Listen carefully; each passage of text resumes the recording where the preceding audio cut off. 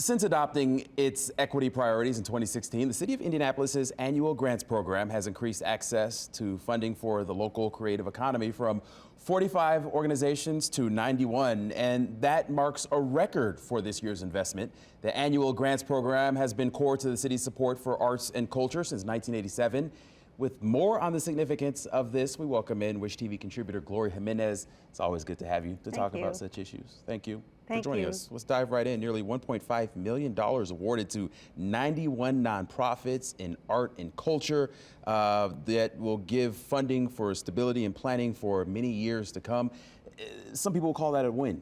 Do you agree? Yeah, of course. I mean, every dollar helps every organization to achieve their goals within creating programs, performances, exhibitions, and activities throughout Indianapolis and Marion County.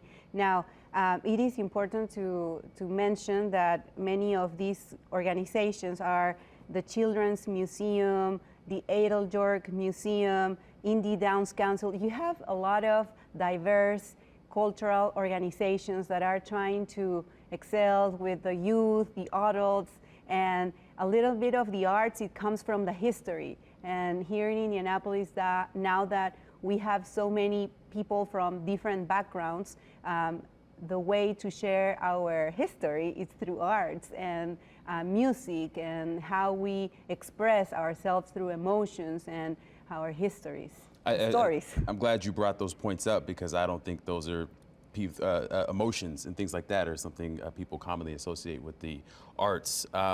So the organizations who receive the funding, they are rated based on communications, impact, artistic alignment, and organizational capacity. One of them was El Sistema Indy.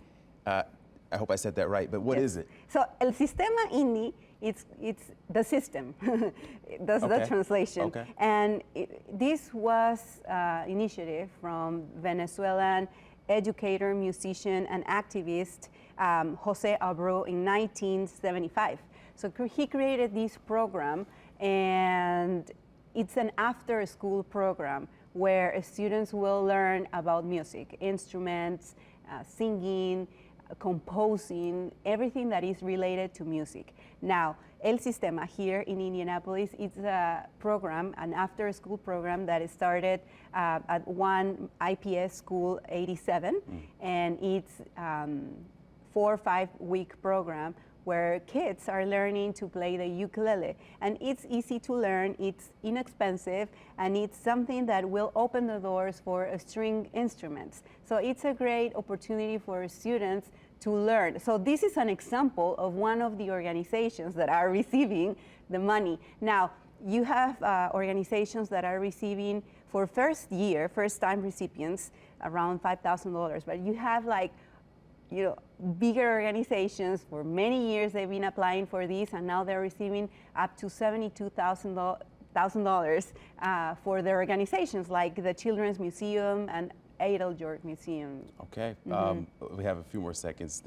We didn't talk about this before, but I'm going to put you on the spot here a little bit. When you were a little girl growing up in South America, did you have the chance to learn any arts or music? Yes, I used to play the flute. Okay, the flute, all right. Yes, but I want to tell you something. Sure.